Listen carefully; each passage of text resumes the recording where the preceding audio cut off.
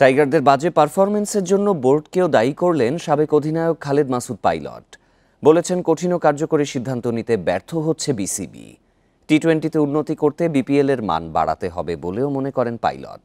বোলারদের হতাশাজনক পারফরম্যান্স ব্যাটারদের কারণে হচ্ছে বলেও জানান তিনি।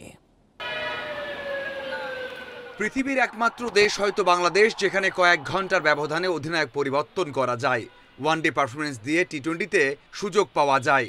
সামাজিক মাধ্যমের কথা শুনে 24 ঘন্টার মধ্যে একাদশে পরিবর্তন আনা যায়। পারফরমেন্স নয়, শুধু নাম দিয়ে খেলা যায় বছরের পর বছর। লিটন, হৃদয়, নাইম, মুস্তাফিজ যার উদাহরণ।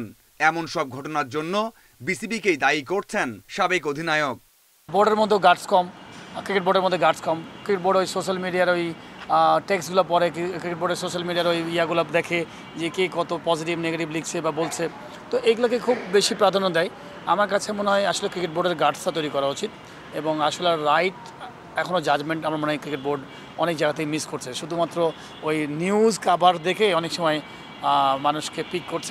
দল হয়ে খেলা তো দূরের কথা, তারকাদের মধ্যে বড় হওয়ার ইচ্ছাই দেখেন না খালেদ মাসুদ। মানহীন বিপিএল টি-20 হতাশার কারণ মনে করেন।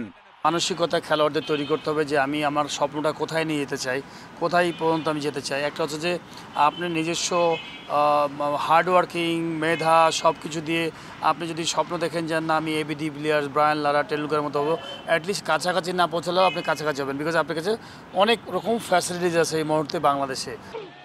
ইমন, তামিম দাবি মেটাচ্ছেন কিছুটা, বাকিরা সেই আগের মতোই ব্যর্থ। পেসাররাও হঠাৎ করে পথ হারা, সেখানেও ভূমিকা দেখছেন ব্যাটারদের। হয়তো একটা ডিপার্টমেন্ট আমাদের খুব ভালো করছিল, আমি যতদূর জানি, আমরা সবাই জানি যে ফাস্ট বোলিং ডিপার্টমেন্টের ইউনিটটা খুবই ভালো কাজ করছিল। বাট এটা কয়দিন ভালো করবে? যতক্ষণ পর্যন্ত হয়তো ভালো করছে কিন্তু আপনি ম্যাচ হেরে যাচ্ছেন, ভালো করছেন ম্যাচ হেরে যাচ্ছেন, তো আলটিমেটলি একটা সময় তারাও কিন্তু টায়ার্ড হয়ে যাবে পেস বোলারগুলো, যে আমি মজা পাবো না, ম্যাচ জিততে পারলাম না।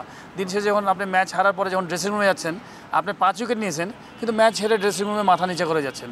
এত কিছুর পরেও আশা রাখতে হয়, দেশের ভালো চাইতে হয়। তেমনি বাকি ম্যাচগুলোতে জয়ের আশা করছেন সাবেক এই অধিনায়ক।